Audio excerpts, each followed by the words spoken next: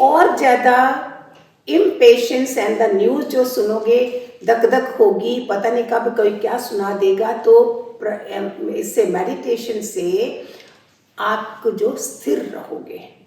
लंबा श्वास लीजिए और जाते समय श्वास छोड़ते समय पेट अंदर, श्वास लेते समय पेट बाहर।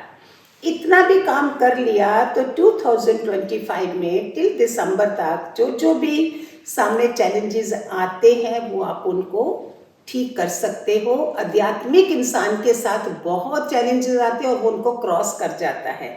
धार्मिक इंसान बोलेगा मैं तो बड़ी भक्ति करता हूँ, लेकिन उसके पास ज्ञान अध्यात्म नहीं है, तो वो दिल भी एकदम से कोलैप्स हो रहा है, हार्ट अटैक हो रहा है, माइग्रेन हो रहा है, कुछ all kind of blood pressure high हो गए हैं। तो इसलिए धार्मिक और आध्यात्मिक ये फर्क होते हैं। तो हमें धार्मिक से आध्यात्मिक की तरफ का रास्ता जाना चाहिए, संसार से शून्य की तरफ।